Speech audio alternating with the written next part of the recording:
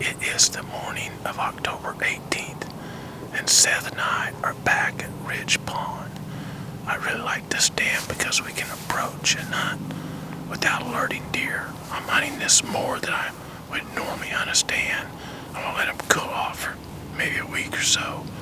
But the conditions are really dry. The humidity, even last night, was really low, so scent's just not carrying very well. And the way it lays out, we can walk quietly down a logging road right on the ridge top, so the wind is carrying our scent over the valley. Again, coldest morning of the season so far. It's a major cold front come through. It's that cold and dry. Scent doesn't carry very well, so come back in here. Now, little hidey food plot we created this late summer, and it's just ate to the ground. It's wicked dry. Deer eating primarily acorns right now. Those are really dry, and the conditions are really dry. The humidity's really dry. Deer gonna need water. So another attraction here, there's a pond right over here that's holding water, and our moultrie up here has been putting on quite a show. I'm seeing some fresh rubs, some fresh grapes, so could be a doe walk through, some fresh venison for the freezer. You know how it is. 29 when it's the coldest morning so far. It feels really cold. And in December, 29, maybe a warm front coming through, but it's cold right now, so I'm gonna bundle up, sit back quietly, see how this beautiful morning unfolds.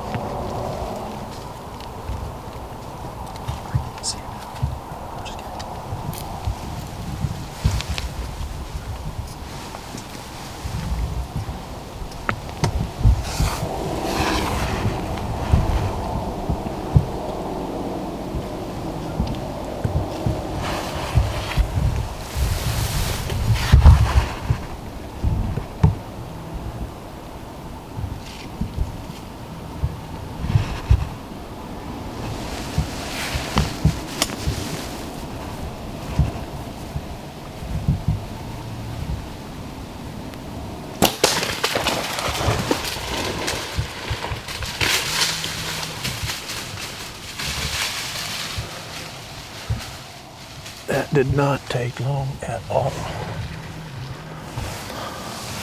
Let's go. 50 yards.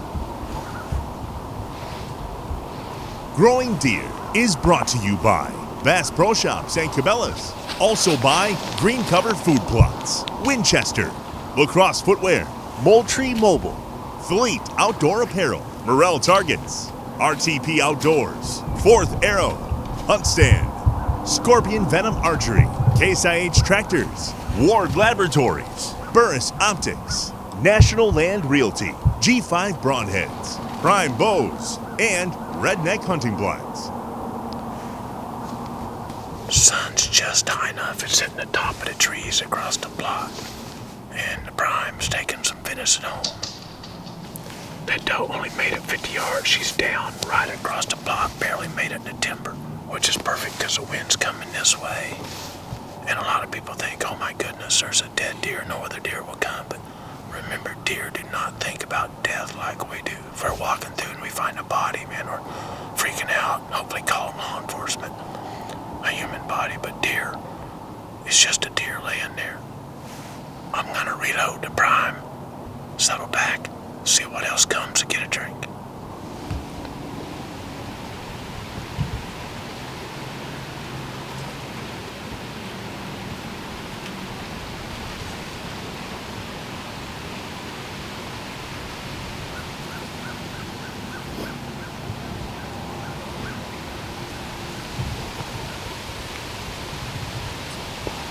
Yeah, it's a buck going to the doe.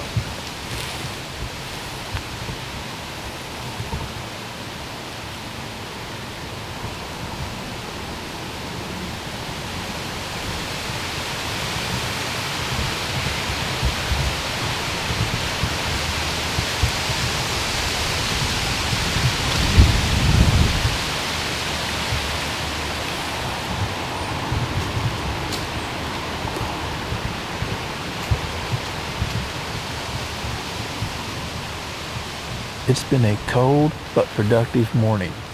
There's venison on the ground and we're getting ready to get down, load it up, and go back to the office and process that meat.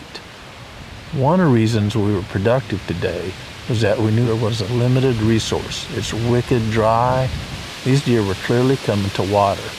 But another big factor that's not quite as obvious is the humidity is really low, which is common on a strong cold front.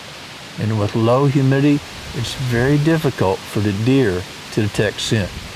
These deer came into this plot exactly how Seth and I had walked in. They crossed right over where we'd walked 2 or 3 times, getting to the tree stand here.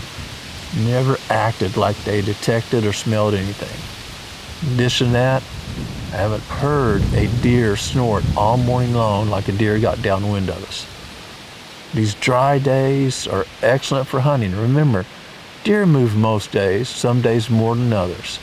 But it's really a factor of can hunters be effective with the tool they're using. And when you're bow hunting, you need to be close. And that means if it's difficult for deer to detect your scent, the odds of doing good are much better.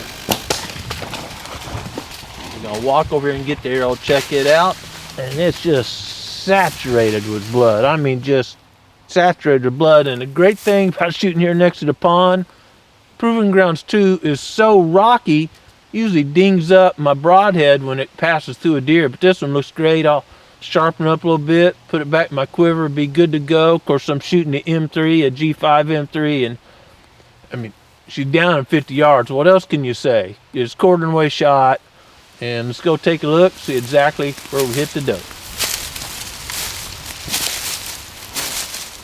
Oh yeah. Adult nanny doe here at the Proving Grounds 2, and you can see behind me the habitat is pretty poor. That's one of the reasons I'm excited about this project, to start improving the timber, the native vegetation, and food plots. And but I don't feel this doe's back because a lot of acorns are on the ground, and acorns can put a lot of fat on a deer pretty quickly. That's kind of the plan. That's Creator's plan. A lot of people call that the tail rump. When we feel back here, if we feel a bunch of bone structure, that means there's not enough fat to cover that up. You're going into a winter who's 28 degrees this morning. These deer need to put some fat on there because not a lot more food is growing. So it's good to not feel that backbone. Been interested to process this old doe, get the meat off there, and look at her body condition. And that's kind of going to be an indicator for how many more does we need to take. Couple does down here at the proving grounds, and we probably need at least 18 or 20 more, so a lot more arrows to be shot. Oh yeah, look at this. Busted through the front shoulder. Think that M3 broadhead wasn't working, folks? Now, I'm only shooting about a 52-pound bow. No wonder she didn't make it very far.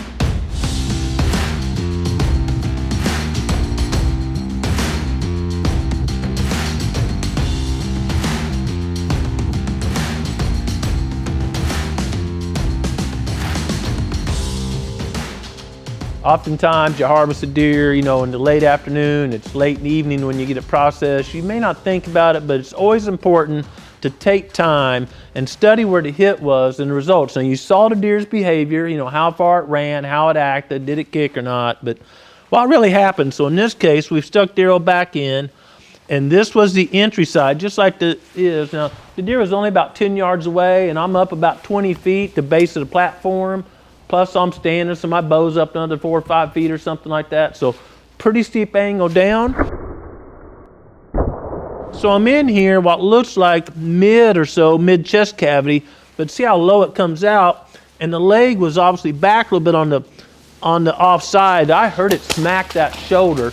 And of course the deer only ran about 50 yards, not because I broke the shoulder, because of what it did to the lungs. So taking some time, boy, I shot, cut through this rib really hard and cut through a little bit of a rib on the offside, angling down right through both lungs, 50-yard trail. We watched her flop right in front of us. That did not take long at all.